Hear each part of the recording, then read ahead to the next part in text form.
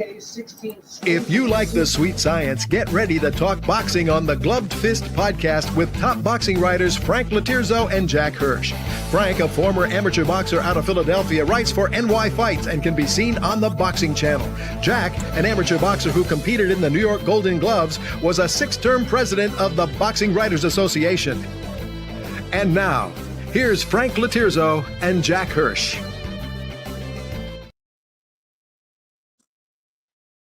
Can you hear me, Jack? Keep talking, Frank.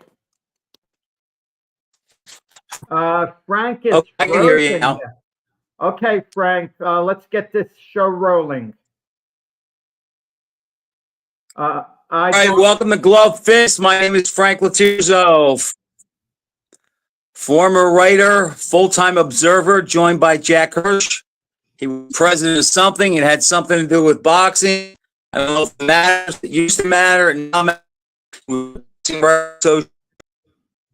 we are breaking up here, so I'm going to carry the ball for Frank, for the time being. And I'm sure this will drive Frank crazy having to listen to me filling in this time slot. But Frank Latirzo, myself, are going to break down the Canelo Alvarez-Terence Crawford fight that's taking place September 13th. We're 19 days away. And some way, somehow, the fight hasn't hit a fever pitch yet because we're looking at it as a big event. And it's a sports event. And before Canelo and Crawford takes place, two other big things are going to happen. We're going to have the start of the college football season, and especially it's going to kick off for the most part week 1, even though we've had a few games, Texas and Ohio State. Everyone's looking forward to that. Clemson and LSU week 1. And then the following weekend, the NFL kicks off. So I don't think Canelo Crawford is going to be really... I don't think it's going to have an impact with the average sports fan yet, but by September 13th, we'll already be in the 3rd week of the college football season, the 2nd week of the NFL season. I think it's going to hit off. It's going to have a big impact because it's going to be on Netflix. It's not going to be pay-per-view. And a lot of people have Netflix. They're going to be inviting their friends over. And I think it's going to be more than a fight, Canelo Alvarez against Terence Crawford. It's going to be an event. Now, for Frank and myself, we look at it more like a fight. I mean, we realize the event, how big it's going to be, and we're going to really be into it. But it's the fight itself. I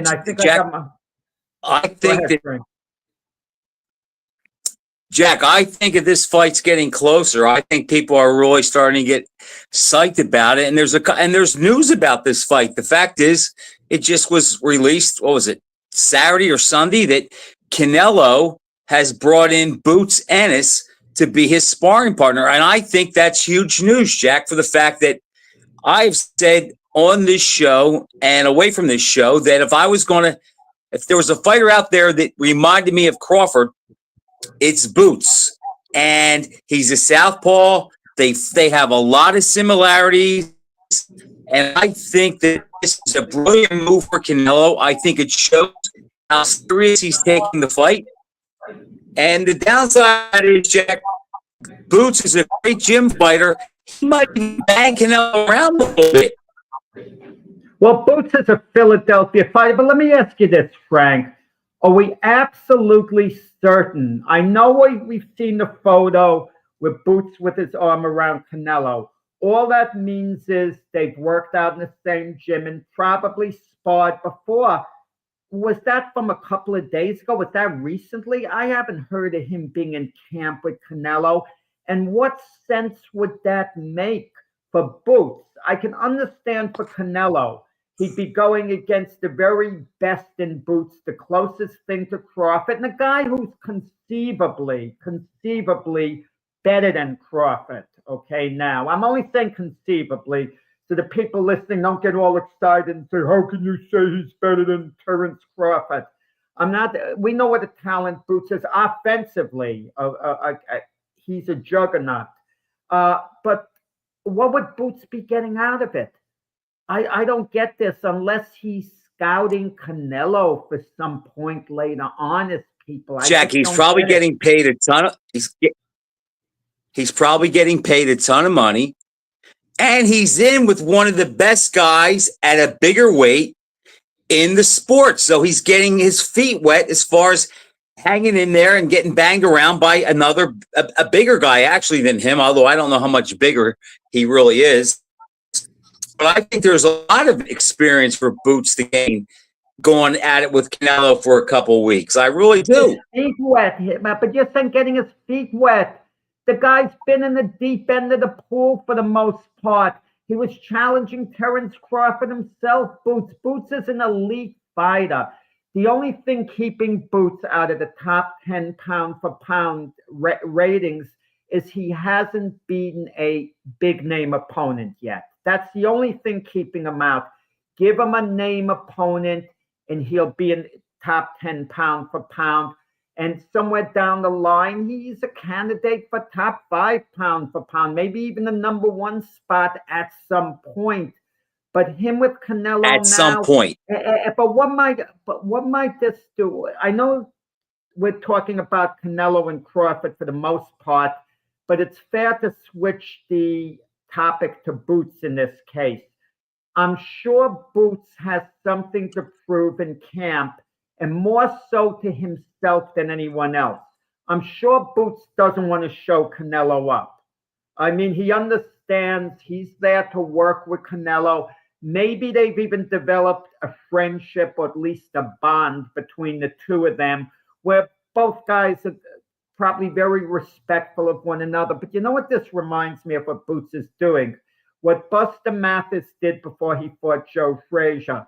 Buster Mathis would have 15-round fights in the gym, actual fights against the sparring partners, because Buster Mathis said, I want to prove to myself that I can go 15 rounds. He said he was going to have those sessions, 15-round fights. Nino Benvenuti came up with a great line. Howie did that too. But Benvenuti, when he heard what Mathis said, he said, what happens if he proves to himself he can't go 15 rounds? Like, whoa. What happens if Boots is in with Canelo and figures, wow, I'm good, but this guy is better. Like Charles Barkley said, he thought he was the best basketball player in the world. Then he played against Michael Jordan, and he says, for the first time in my life, I found a guy who was actually better than me. What happens if that happens with Boots? What happens? He takes a confidence hit. Jack, Jack, that's the best place for it to happen. We're not many people are going to see it. Boots has nothing to lose and everything in this situation here. And Canelo, I think it's a brilliant move. I think it's going to benefit Canelo. We're having a little downside again. Frank, we're having a little static. Frank, I don't hear you. I don't hear any static. Excuse me? I hear you. Let's hear you talk Jack, now, Frank. Fine. Okay. I hear you fine. Can you hear me now? I hear you now, yeah. Can you hear me now? No, I can hear I heard you fine. Jack, I think it's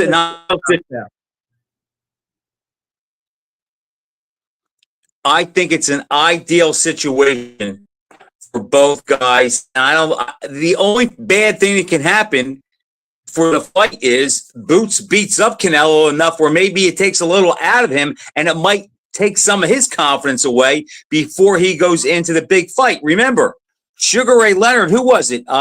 Troy Weaver supposedly knocked him out before he fought Hagler, and he said that woke him up and got his concentration up much better. It was a blessing in disguise. He said because his original plan was to go in there and bang with Hagler. And when I heard by Weaver, he realized that's not such a good idea. Your audio is breaking up, Frank, Montrose says. Okay, but we'll try to work through it I and try to don't. make little adjustments. But what I wonder with these sessions with Boots Ennis and Canelo Alvarez is this: Boots Ennis is a Philadelphia fighter. Philadelphia fighters go hard at it. I know guys can work with one another.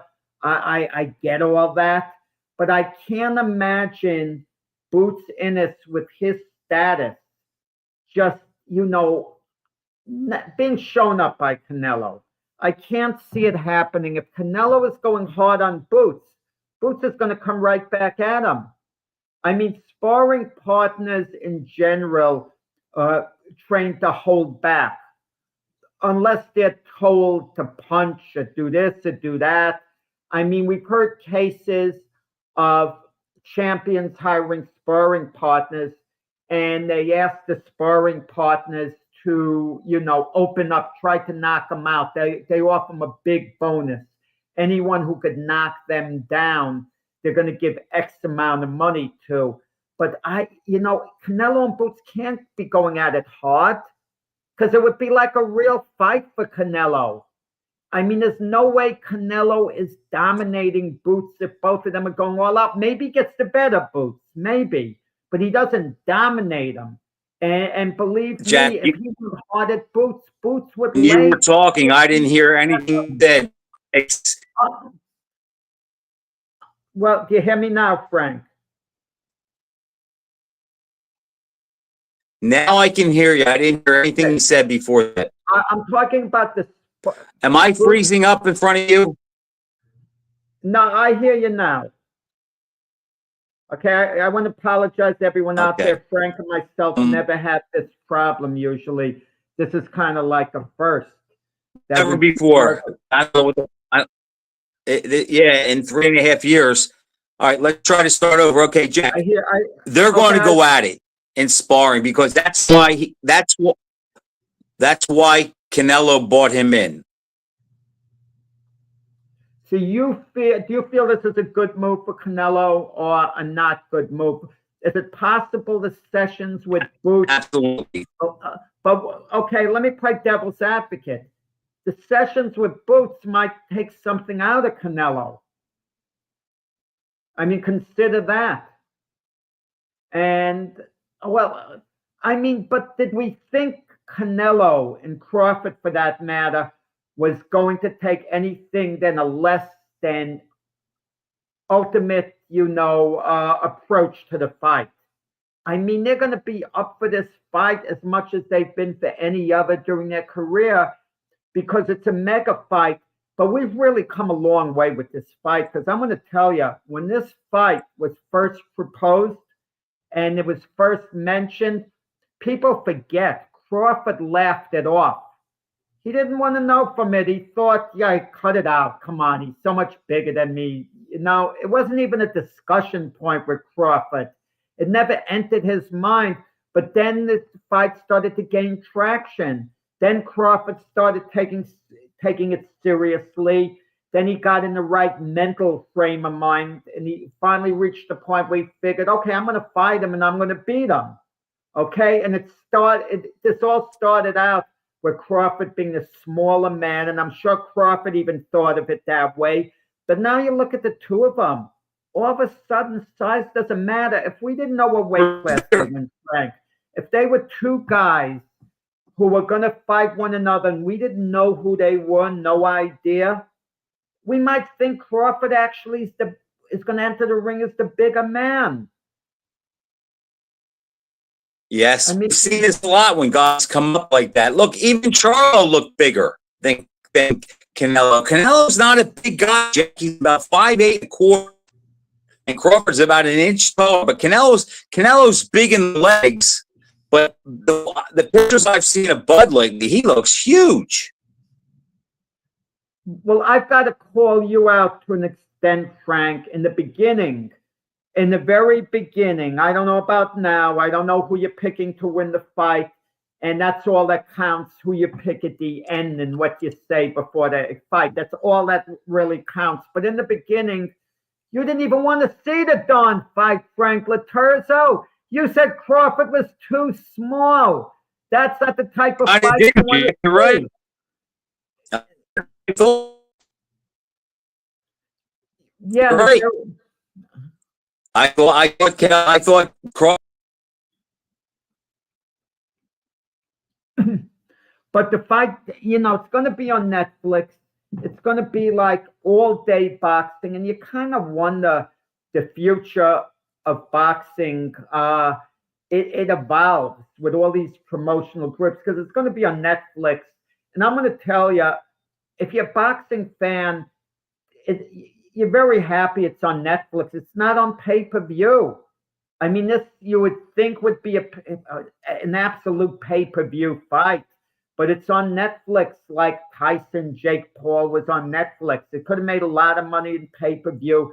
Netflix obviously feels they can get a lot of new subscribers, and also they don't want to lose subscribers because not everyone is a movie, a documentary watcher. So you mix in certain live sporting events, especially big, I don't want to say big fights, of entertaining matches like Tyson and Jake Paul, and now Canelo and Terence Crawford.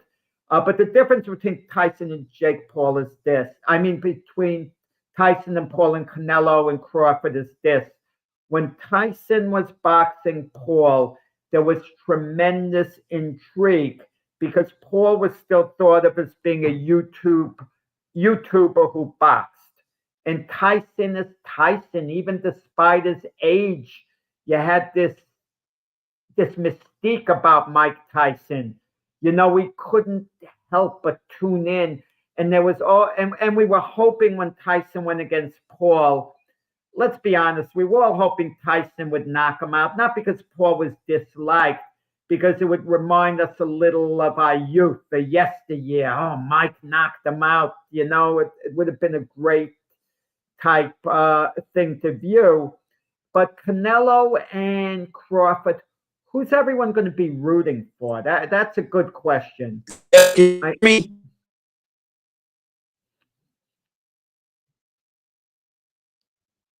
Frank Laterzo, I'm going to tell you this. If Crawford and Canelo better not freeze early in the fight. Okay. I mean, have we ever heard of a guy getting stopped because he froze early in the fight because he's nervous? We know during boxing matches, as soon as the opening bell rings and the guys start to box, the nerves go away. Anything you're feeling beforehand, any anxiety goes away. But, maybe not as soon as the bell rings. Maybe it takes a minute or two, but you're very tight in the beginning. And that's when a fighter is susceptible to getting stopped in the first round. Sometimes first round knockouts are like an aberration. I could think of some first round knockouts like Ali and Liston, but that was so flukish. Maybe that doesn't fall into the category of what I said. Hurricane Carter and Emil Griffith. Emil Griffith got caught cold early, and it could happen. A fighter gets caught cold early. That's why they're told to warm up in the dressing room and be ready to fight as soon as the opening bell rings. There's another factor with Canelo and Crawford, to me, why I don't consider this to be like an ultimate super fight. Okay, I just don't. It's a super event, and I know the names make it a super fight. But to me, the X factor is they're both past their peak. They're both past their prime. Now, does the evidence show they're past their prime? No. The evidence itself doesn't show that, but the naked eye, okay? All the years I've spent viewing boxing, following the career of Canelo and Crawford, it tells me, yeah, I mean, they are past their prime, like it or not. Crawford, in his last fight against Israel Madrimov, he wins a close decision, a very close decision. He didn't dominate. Now you could say, well, he was moving up in weight from 147 to 154. It was his first fight at 154. But great fighters show more level of dominance. When Sugar Ray Leonard moved up from welterweight to junior middleweight, he stopped Aya Kaluli, and moving up didn't affect him. He didn't struggle per se. And that's what we basically, having Canelo, his last fight against William Skull. William Skull, yeah, let's face it, moved away from Canelo all fight. Didn't engage with Canelo at all.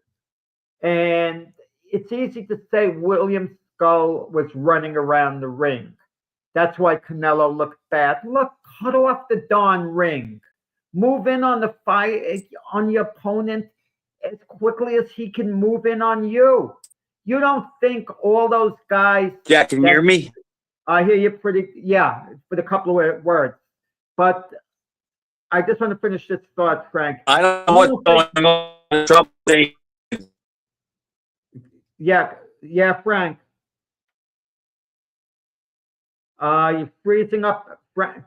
I don't know what's going on there with Frank today, freezing up. It's not Frank's fault. Usually when these things happen, it happens in an area, the area that you're, broadcasting out of, the area, you're trying to communicate. It could be a weather, situation. It could be, the conditions and so on. But Crawford and Canelo, the age factor, Canelo hasn't looked good. I thought Canelo was declining about 3 years ago. He's 35 now. I didn't think he looked so great with Caleb Plant. But, I give him a pass there because he stopped playing in 11 rounds, and then Plant went to full 12-round distance with David Benavidez and was very competitive, the first half of the fight. So kudos to Plant. But then to go the distance with Edgar Berlanga and even lose a couple of rounds, and Berlanga shouldn't be even in Canelo's class. He's not. A prime Canelo would have eaten Berlanga up in a few rounds easily. I repeat, easily. In Berlanga's next fight, he gets knocked out in 5 rounds after losing to Canelo. So there's a red flag, right over there. But at least Canelo has been somewhat active over the years. Crawford has been pretty inactive. He picks his spots. Crawford's very stubborn. He holds out. But then again, Crawford's always working out, always in the gym in Omaha, where Bo McIntyre, they have a whole big gym there, a whole big system, a lot of fighters, a big boxing program there. And Crawford likes to be around the other fighters. So he's always in the gym, but he's not fighting. But what's at stake for both guys? I mean, I'm going to tell you, I think there's more for Canelo to lose at stake than there is for him than winning.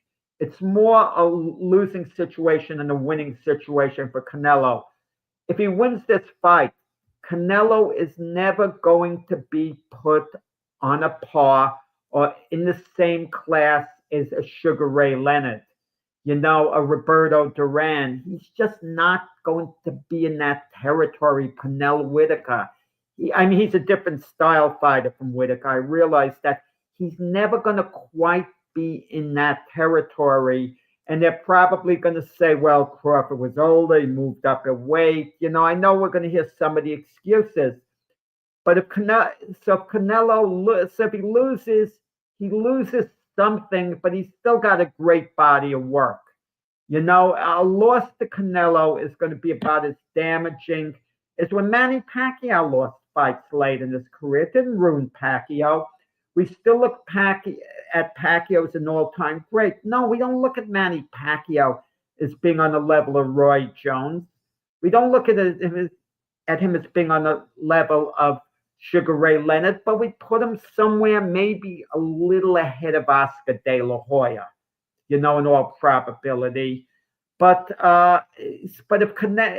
Terence Crawford, If he wins this fight, he enters the elite category.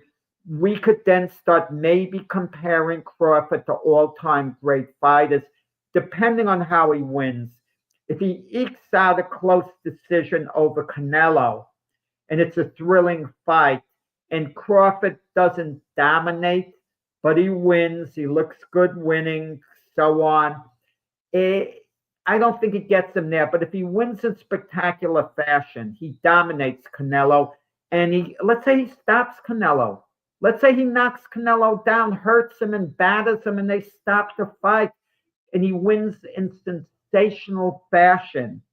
All of a sudden, we're talking about Crawford being on the level of Mayweather, and people are going to be saying, some people, well, he stopped Canelo, Mayweather couldn't, and they're going to be some people saying he's better than Mayweather. Some people are saying it now, but they don't have the evidence to quite back it up, because Crawford, even though he's had a good number of fights, even though I know Mayweather picked and chose his opponents, the quality's still better than what Crawford's had to go against.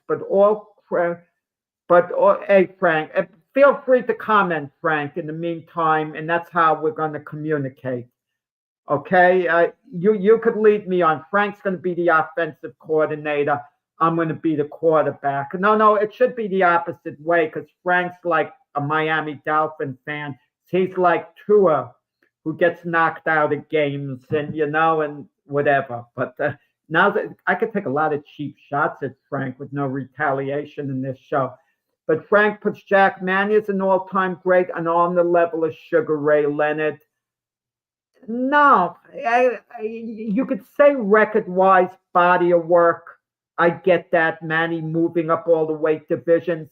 But you tell me, Frank, people who make ratings of the greatest fighters of all time, and people who are making ratings of, let's say, the top 12 fighters of all time in boxing history, there's a reasonable chance Leonard would be in the top dozen in a lot of people's ratings.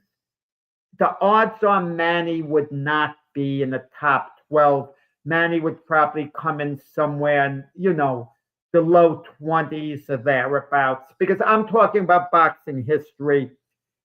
People might rate Sugar Ray Leonard ahead of Henry Armstrong conceivably if they had to pick one or the other. But they wouldn't rate Manny, I don't think, ahead of Henry Armstrong. People aren't going to make a comparison, they'll compare Manny to Mayweather because they're contemporaries. Manny's probably top 20. Yeah, perhaps. He has the body of work. And listen, what Manny did in his last fight against, Barrios, Mario Barrios, even though Barrios is the weakest belt holder you're ever going to find, just about, but to fight him to a draw at the age of 46, to perform that way at age 46 is remarkable. It really is. And I know you might say, well, George Foreman regained the title at age 45, but he did it with one punch. Now, he puts down here, Frank, Manny won 8 weight classes, more Hall of Famers than Leonard, and his career was much longer and deeper. Frank, come on, 8 weight classes. Come on. They added so many weight classes since Leonard fought. They added additional weight classes. Look at reality. I'm just going to give you an example. I don't want to overdo it. You have a flyweight division that's 112 pounds. You can't go over 112 pounds. Then you have a super flyweight division, 115 pounds. Three lousy pounds. It's manufactured. It doesn't impress me. Manny is great. Listen, Manny is an all-time great. Maybe if I said he wasn't, I didn't mean it the way he sounded. I meant he's not regarded as highly as Sugar Ray Leonard on virtually everyone's list. When you talk about great fighters, virtually everyone is going to rate Leonard higher than Pacquiao. And for the most part, I realized there were different weight classes. Pacquiao eventually became a welterweight, and you can argue he was a little past his peak at that point. That's certainly fair when Leonard was in his prime at welterweight. But Crawford, he's 37. Fighters do get old at some point. Yeah, okay.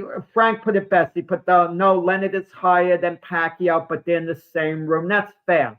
Listen, if if there was a bus coming, okay, uh, let's put it this way: an imaginary bus. Let's be in fantasy land now. All the great fighters in boxing, all the champions in boxing history were waiting to catch a bus.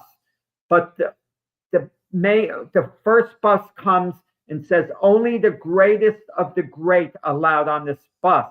And of course, you get Muhammad Ali walking on the bus. You get Joe Louis, and then you get Sugar Ray Robinson joking. He says, "Wait, fellas, I get on ahead of you guys," and they'd all share a laugh. But obviously, Ali, Lewis, Robinson get on. At some point, if Manny gets on at the end when they're like 18, 19 fighters on the bus already, the final guy on the bus, you're not going to be outraged. You're not going to be, oh, darn it, what, Pacquiao shouldn't be on that bus. You might think maybe he shouldn't, but you're kind of like, it'll be quiet out of respect for it. That's us kind of losing the imagination. But we just mentioned Manny Pacquiao's age, 46 years old, and he wants to continue fighting. And Terence Crawford's 37. Now, Crawford, he looks in tremendous shape. Watching Crawford now, he looks in tremendous shape. But at some point, the inactivity and the age, it catches up to you. If Crawford wins conclusively, does he rank higher than Pacquiao? That's a good question, and I'm going to cop out. I'm going to use the line Teddy Brenner did, and even our friend Russell Peltz has used that. You can't judge a fighter's career until it's over, okay? Because, if Crawford wins conclusively, and let's say a scenario where he stops Canelo, he knocks him down and he batters him, we're going to get excited and we're going to say, oh, this Terence Crawford is one of the all-time greats. But what happens if in Crawford's next fight, we get a situation that was similar to Donald Curry and Lloyd Hunnigan? Someone out-hustles him, they upset him, and he loses a decision. Then it's like, whoa, how can we then go back and revise our opinion? I kind of want to reserve the opinion a little bit. And Pacquiao has such a great body of work. He really does. But, Pacquiao lost some fights. He lost the Jeff Horn fight. I thought he won that fight. Did he dominate? No. I thought he won that fight. I thought he won the first, Juan Manuel Marquez fight. His next fight would mean Zilch. He'll be 30. What do you mean Zilch, Frank? Don't tell me it won't mean for Crawford. Yeah, it's important. No, don't tell me he's allowed to get old all of a sudden and lose a fight. You can't label a guy an all-time great based on one performance, and then in the next, you don't grow old overnight. It just doesn't happen here. But in Canelo, you talk about wear and tear. But Canelo might have this going for him. Canelo, even though he's picked his spots, you get the feeling Canelo himself is all fighter. Because, Cus D'Amato used to say, the great Cus D'Amato, when a fighter starts talking about retiring, that's bad. That hurts him because he has one foot out the door already. He's not as committed. According to Cus D'Amato, that fighter is giving himself an excuse to lose. And Crawford has talked a little about it. Crawford seems very happy and content with his life. Not that he's tired of boxing. Crawford, he wants to be considered one of the all-time greats, but Crawford doesn't push the issue. Crawford lives in Omaha. He's getting reported $50 million, and with all the money he's made in his career, he's set for life. Right. Well, you look at age, and well, it's all relative, Frank. I mean, we knew Ali didn't train hard. Frank Laterzo and myself, we did a little of this on one of the past shows. I would love to spend the whole show with Frank, and we should do this. Nothing stops us from doing it because we could talk about just about whatever we wanted. All the fighters, as many greats in boxing history as possible, of overachievers and underachievers. Now, Frank and myself on the same page, we understand where we're coming from. An overachiever is someone who did everything possible in his career to make it successful, and even went to a level that was higher than he maybe even should have gone to. And then you have great, all-time great fighters who could have been even better, but they underachieved because they didn't quite do everything possible or didn't do enough. And if you told anyone that Ali would be an underachiever, they'd say, "Are you out of your mind? He's the greatest heavyweight champion of all time." Those people don't listen. They don't understand what's going on. They can't dig deep what we're talking about. Ali was absolutely an underachiever. An absolute underachiever, Muhammad Ali, because of how his lack of training later on in his career. That was the thing about he'd come into the ring out of shape. He wouldn't perform as well as he could. That's why when Frank and myself, we made an Ali and Mayweather comparison. Even Frank, who's been a big critic of Mayweather, even though he respects Mayweather as a great fighter, Mayweather always stayed in shape. Late in his career, he won fights because he was in shape. Ali wasn't in shape when he fought Jimmy Young. He wasn't in shape for the first Leon Spinks fight. Ali didn't train between fights. Ali was arrogant in that regard. He'd say, "Oh, I just need 3-4 weeks of training." And he'd show up to training camp completely out of shape, figuring he'll train 3-4 weeks. And he was an underachiever. Never got in great shape. Now, Ali was in great shape for the Frazier rematch.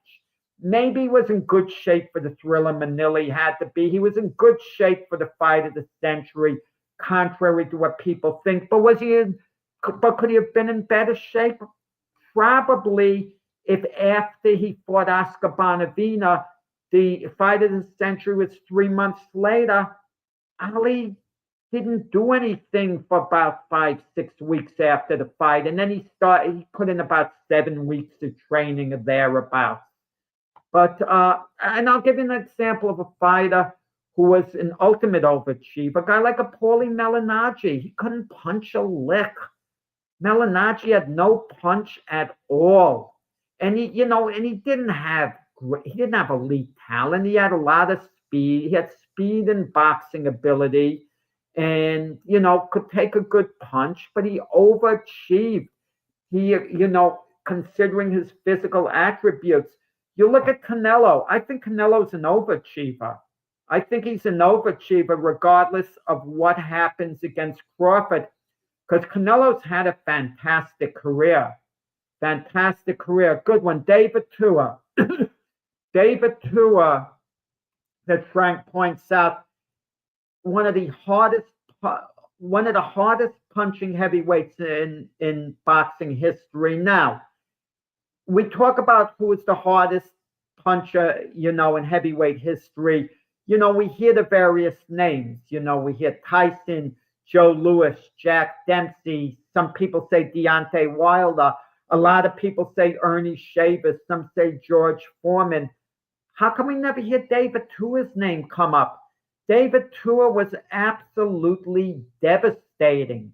But Tua's problem was this. He was what Emmanuel Stewart told me about Joe Louis. The great Emmanuel Stewart once told me Joe Louis was a zone fighter. He was great within his zone, meaning if you stayed in the pocket with Joe Louis, he was devastating, devastating, a great, great fighter. But Joe Louis was not nearly as effective if he had to chase a guy, punch out of his zone. And that's to it. Well, Ernie Shavers didn't win a title neither, Frank. And people rave about his punching power. So, I mean, I counted the Tua thing. Maybe because Shavers was in higher profile fights. Maybe because Shavers did something that Tua couldn't do. Tua never really hit Lennox Lewis. Conversely, when he fought him for the title and Lewis outpointed him easily, Lewis fought a very cautious and smart fight, I might add. When Shavers had his rematch with Larry Holmes after getting outpointed in the first fight, we remember how heavily he dropped Holmes. And we remember how he rocked and hurt Ali. Okay, and I was at Madison Square Garden to see Shavers land one uppercut and knock out, my boyhood favorite, Jimmy Ellis. June 18th, 1973 at MSG. And Shavers is overrated. Shavers by night. Yeah, I'll agree. I'll agree with that point. I don't consider Shavers, a top heavyweight by any measure. But I will say this, because of Shavers' punching power, any fight that he was in, you can't completely discount his chances, because he was a big puncher. Look, you put Shavers in with Joe Frazier. I don't care what anyone says, Frazier going forward. Frazier tears Shavers apart. And with Frazier's bob and weave, Shavers never hits him. Frazier takes Shavers apart in 2-3 rounds. But you take, and if it was a young Ali, he doesn't hurt him. And yeah, I'll agree with you. Ernie Shavers at his best knocks out Ken Norton at his best because of the style. But Tua would have mutilated Shavers. Yeah, I agree. Because even if Shavers landed a couple of big punches early, Tua takes those punches. I mean, historically in boxing history, a great chin usually holds up against the biggest of punches, fighters with a great chin. Okay? Now, you take a guy like a Jake LaMotta, put him in with a Julian Jackson, let's say, one of the hardest punching middleweights in boxing history, even though people, don't rate Julian Jackson highly, is a middleweight champion, and they shouldn't, but LaMotta would have taken the hardest blows. You can't get hit continuously. Anyone that gets hit continuously by a big puncher, I mean, they can go, anyone, okay? But I'm talking about a hard punch here, a hard punch there. You take it. Like, who was a devastating puncher at a lighter weight class? And they don't think of him as such, but he absolutely was. Prince Nassim Hamed.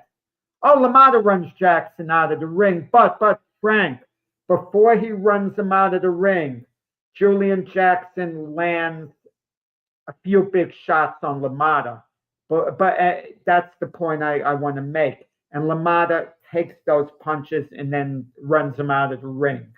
That's what I meant. I mean, Julian Jackson isn't on that level. And certain fighters' attributes we tend to dismiss until they show us they can do something. Why do we assume that they can't do it? I mean, like getting back to the Canelo Crawford fight, people are wondering how Crawford is going to fight. In part, the guy giving him the money, Turkey, His Excellency, he was disillusioned with Canelo's fight with William Skull. In other fights too, the show he had at Times Square, he wants fighters to fight. He's into that. Guys who meet head on, guys who go at it. He would not be happy if Terence Crawford fought Canelo the way, let's say, Anthony Joshua fought Andy Ruiz in their rematch. Like, take the money and run. Can you imagine Crawford sticks and moves the whole way, goes bing, bing, bing, and gets out and is just circling? It's a boring fight. Turkey won't be happy.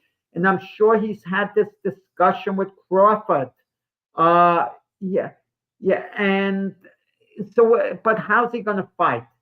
We know Canelo's going to move in. The X factor, can Crawford take his body punches? Canelo's body punches. Canelo's a devastating body puncher. Devastating body puncher. And is Crawford going to stay in the pocket for long periods of time?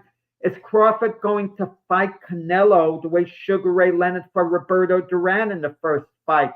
Had Leonard taken a different approach, he maybe wins that fight in Montreal. We don't know for sure, because Duran would have been coming at Leonard if Leonard was keeping away from him. And Leonard also, by staying in the pocket with Duran, Leonard landed terrific punches himself with Duran. It was like a back and forth. But had Leonard boxed a little more, it would have been a more prudent strategy than the other way around. And Frank puts down, Bud will have to fight him and gain his respect so he can outbox him. He could gain Canelo's respect when Canelo's catching up to him to land a big shot. Let me ask you this, Frank. Can Crawford hurt Canelo, realistically? You put me in the minority. My answer is I think he can, actually. I think Crawford is capable of dropping Canelo just because Canelo hasn't been knocked down before.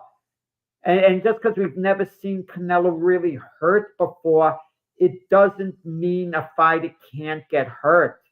And if you subscribe to the theory that Canelo is so much bigger than Crawford, so much bigger, then it's not likely Crawford's going to hurt him. But I think both guys now are naturally the same size.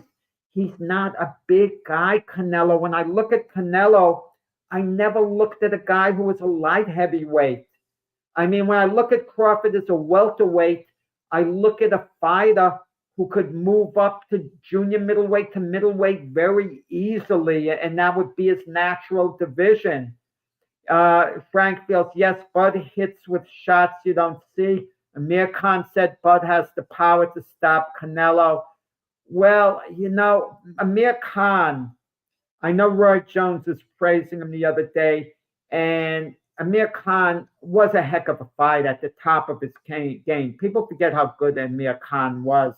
I mean, Amir Khan completely dominated good versions of Zav Judah and Paul Malignaggi, for example. I mean, but Amir Khan had no chin. He had a terrible, terrible chin, and that was like a weak link. And when Crawford, I was at the Garden when Crawford did fight Amir Khan, and Amir Khan was past his prime. Bud knocked down Khan various times. With Canelo, it was one big shot, that did it. And it was predictable that Canelo was going to reach Khan's chin at some point. If Khan had a chin, If Khan had a chin, and, Khan's chin did him in against Danny Garcia, too. He was on top of his game the first 3 rounds, and in the 4th round, one punch puts him out of there. And, and I also saw Amir Khan in Las Vegas in the fight of the year. I was in Vegas when he beat Marcus Maidana on a close decision. And Maidana hurt Khan very badly early in the fight, but Khan survived. And Khan then would brag after the fight, doesn't this prove I have a chin? You know what proves you have a chin? Not if you're hurt and you're stumbling around the ring and survive and then go on to win the fight. That does not prove you have a chin. What proves you have a chin is not getting hurt to begin with. That proves you have a chin. I remember the same thing with Terry Norris. He fights Simon Brown, and this was after Norris beat Sugar Ray Leonard. Simon Brown knocks Terry Norris out. Norris had no chin at all, and I forgive Norris for getting knocked out by Julian Jackson early in his career. Okay, Jackson's a big puncher. He nailed him. I'll give him a pass there. He gets knocked out by Simon Brown. They never rematch. Norris fights a safety first fight, outpoints Simon Brown, and then brags after the fight about his chin. It proved nothing. You had no chin, Terry, and that showed it. Okay, completely. But speaking of the chin factor, Canelo's chin is proven. He's had so many fights and so many guys have hit him. Notably, Gennady Golovkin. Golovkin hit him an uppercut that lifted, Canelo's head backwards. And you fight Golovkin 3 fights, especially the first 2 fights. Let's forget the third fight because Golovkin was over the hill. The first 2 fights, Golovkin was hitting Canelo's best shots, and Canelo took him. And Canelo was never in serious trouble in those fights, and with other big punches as well. Who's ever hit Terence Crawford? I mean, the Mean Machine, Egis, I can't pronounce his last name too well. He hit Bud early, and Frank puts it best. It's hard to envision Bud winning by a stoppage, but then there's the other factor, stoppage. Stoppage doesn't necessarily mean knockout. What about cuts? Okay, does either guy cut? I don't think Bud's gotten cut his whole career. And I can't remember Canelo ever seriously getting cut. Correct me, Frank, if I'm wrong, if you can remember if he ever got cut at any point in his career. And but what Frank and I were discussing, what makes great fighters and this is hypocritical in a way. And this worked against Terence Crawford. Crawford's fight against Errol Spence going into the fight was considered one of the biggest fights in the history of the welterweight division. It was in the making for a long time. It was the hottest fight in boxing. And the problem is Crawford dominated the fight. He beat Spence comprehensively. Now, if it was a back and forth fight, let's say it was a great fight, a fight of the year candidate, we'd be raving about it. But what do? We say, oh, well, Spence was damaged goods, and we don't give, Bud Crawford his due. And he should get his due. What happens with Leonard and Hearns, their first fight, 1981, their mega fight? In the 6th round, Leonard hurts Hearns. And from then on in until the end of the fight, Hearns stopped pursuing Leonard. Instead, he boxed. He'd move away from him because he got hurt in that 6th round. So the flow and momentum of the fight was changing. Even though Hearns had success outboxing Leonard and would be putting rounds in the bank, the fight wasn't unfolding the way we visualized it, at least style-wise, okay? But what happens if in that 6th round, Leonard hit Hearns, Hearns went down, and he got up in trouble, and Leonard then battered him, and they stopped the fight, and Leonard won relatively, I don't want to say easily, but extremely comprehensively. What would we be saying then? We wouldn't be talking in such high regard of Leonard the way we are now. But because of the way he won the fight, coming from behind, stopping Hearns in the 14th round, he won it in legendary fashion. And it was one of the all-time great, fights in boxing history. It elevated Leonard's status. And so Crawford was too good for his own good. It's like, guys, it's like basketball. When we compare LeBron James to Michael Jordan, I don't care if anyone says Jordan's better than LeBron James. I mean, that's fine. Maybe he is. I mean, I'm not giving an opinion on a boxing show who was the greatest basketball player of all time. Turn to our sports show on the network, and you'll hear me give my opinion then. But the point is, you hear the Stephen A. Smith saying, for example, oh, Michael Jordan is 6-0 in the playoffs, and LeBron James is 4 in the finals, and LeBron James is 4-6. He's lost 6 times in the finals, and MJ is never lost in the finals. Well, think of it. LeBron went to 10 finals. 4 more finals than Jordan. Why is LeBron penalized for getting his team to the finals and then losing, and Jordan isn't penalized because his team gets eliminated before the playoffs?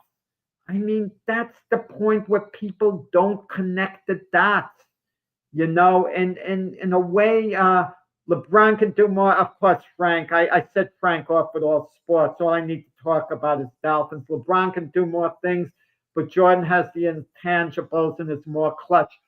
Who, under pressure in boxing, we never talk about that. Okay, Frank, let's link that remark to boxing. How come we never talk about clutch? Certain fighters are clutch. Sugar Ray Leonard is clutch in the late rounds of a fight. Muhammad Ali is clutch. Sugar Ray Robinson is clutch. The way when the pressure's on, the fight's maybe not going their way, they turn it around. That's being clutch. They come up big in big spots during the fight. Has Canelo ever had to come up big in a big spot? I don't know. Has Crawford had to? Crawford's been pretty dominant. He's never had to turn a fight around. I know the Mean Machine gave him problems for a couple of rounds. I know Ricky Burns, gave him a good fight. He pushed him a bit. But has Crawford ever had to really push it up? Larry Holmes was absolutely clutch because look at his first fight with Ken Norton. That was clutch, the 15th round where you had to dig down to save the day. Larry Holmes got up from the knockdown with Ernie Shavers. You have to be clutch, in big spots, to come through. Larry Holmes is clutch even with the pressure of the Jerry Cooney fight, the whole build-up before. He was clutch. It's coming through in big spots. Anyone could be a front runner. Anyone can dominate. I mean, I don't mean that way anyone could dominate. Fighters can dominate like Terence Crawford. Was he clutch? Yeah, Holyfield was clutch. You could always count on him to kind of come through. Even when he lost the title, Holyfield, Frank, to Riddick Bowe in their first fight. Look in that 10th round. Holyfield was nearly out and he came back. Holyfield was clutch, absolutely. The guy got his ear bitten off part of it, and he still wanted to go at Tyson. I mean, that's clutch. But some guys, they're just not quite clutch. Listen, we love Tommy Hearns, and I know Frank put down this great post. I know we have only a couple of minutes left, complimenting Tommy Hearns, and I agreed with Frank's post. Frank has the best insights probably of anyone in boxing, including myself, as much as I hate to admit it. And he points things out like of the 4 kings, Hagler, Leonard, Duran and Hearns. Hearns is the only one that would have fought anyone, no questions asked. Couldn't care weight classes, couldn't care this. He was 100% pure fighter in the real sense of the word, okay? But Hearns wasn't necessarily clutch during this fight. He did fold in the first Leonard fight. The second Leonard fight, he ended up the fight pretty badly the last round, but he hung on. He wasn't, he got caught up in the excitement of the Hagler fight going toe for toe, and there was no way he was plan B to regroup in that fight. So Hearns is an all-time great fighter. Don't get me wrong. I love Tommy Hearns, but I don't know what I call him clutch, like I call the other guys. I don't know what I call Roberto Duran clutch. I mean, Duran, I guess the first fight in Montreal, he was certainly clutch, the way he, went at it. But even when he won the lightweight title against Ken Buchanan, I was at the Garden for that. After a great 6-7 rounds, he started slowing down, and Buchanan was pecking away and actually winning rounds, and the fight ended controversially on the low blow. So I'm not sure was Duran necessarily clutch. I've never heard that term used in boxing. We think of new things on this show. Who was clutch, who wasn't clutch. Sugar Ray Robinson was clutch. I have a minute or so to go, I know. Randy Turpin cuts him. He's got one more round left He's going to lose the title on a cut. He knows he does. He opens up with everything he has and gets Turpin out of there and regains the middleweight title. That's the ultimate clutch. Okay, I mean, I didn't have as good a time as normal. I'm sure Frank will be back next week. But Frank, thanks for all the comments here, and thanks to everyone out there for listening. Everyone be well.